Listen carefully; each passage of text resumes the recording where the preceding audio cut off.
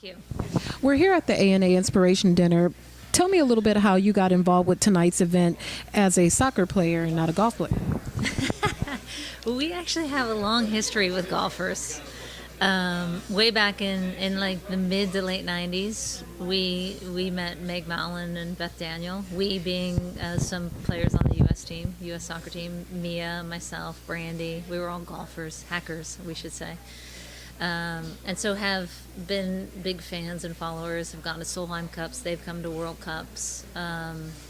So tonight I think is a real extension of that. And you know, the past Kraft Nabisco, Dinosaur, whatever you want to call it, before it was A&A, it was a tournament we frequented often.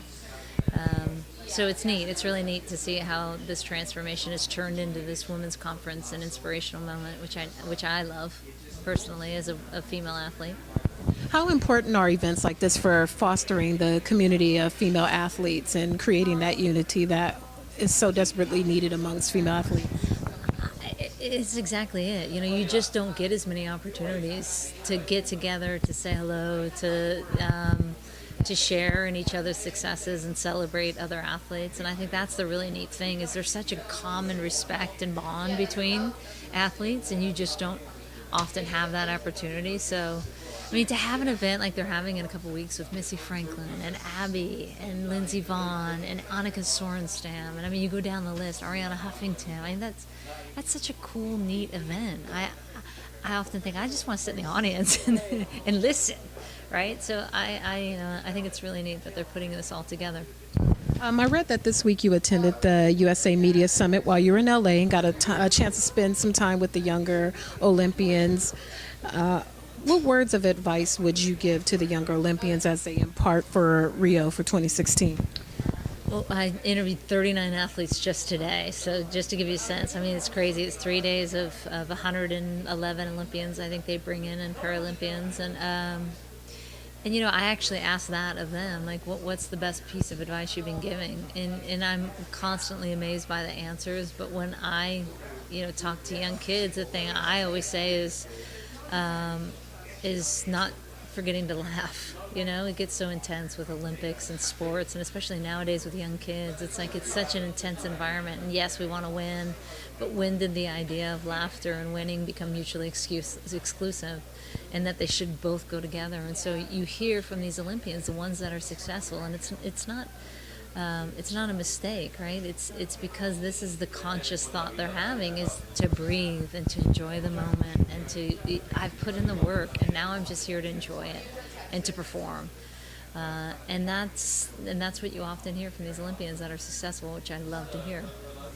What do you think has been most lost among athletes when they reach this competitive level, as you see evolution in sports, and not just in your particular discipline, but just in sports in general?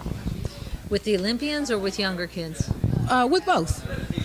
Well, I think with younger kids, it's very serious, you know, and I think lost in that is the joy of, I'm out here playing with my friends, and whether I'm playing at Olympic level or a rec level, I'm learning all these great skill sets that are going to serve me very well in life. And embracing that as well, which I don't think coaches and parents, and I blame a lot of parents, do enough of. And at the elite level, you see a maturation to what they're doing in terms of technology and physical performance and mental side of things. But again, you also have that balance. The ones that are the most successful are the ones who get that balance.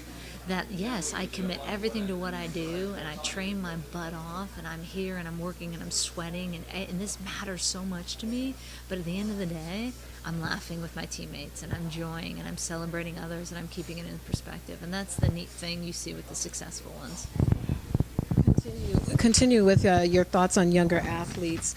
You're the founder of the Julie Foudy Sports Academy. Share with our watchers where young ladies who are interested in soccer can find out more information and services that the Sports Academy does offer. Yeah, well, we started the Sports Leadership Academy because of just that I felt like sports were getting too serious, and that we were losing sight of the fact that just by competing on a team or playing, you were learning all these great things about life and about yourself and about finding your voice and empowering others. And And so that's what we do. We take sports as the vehicle, and we don't just do soccer, we do lacrosse, and we hope to add others, but we take sports as the vehicle and teach girls that they can do more. They can go back to their communities and not just be great athletes, but great people as well, and contribute and have a voice and be active in their societies.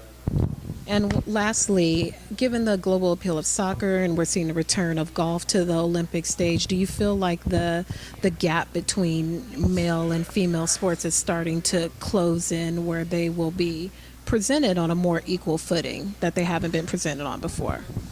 I hope so. You're seeing the market shift. You're seeing young kids and young boys, and not just young girls, but young boys growing up. My son, who's 7 years old, the jersey he wanted for the U.S. team was Abby Wambach.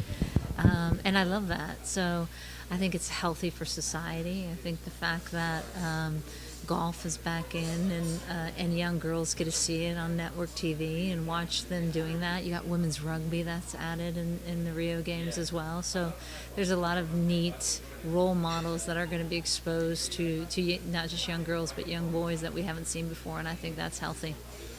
Thank you so much for talking with us today, and we'll look forward to seeing you soon. Thank you.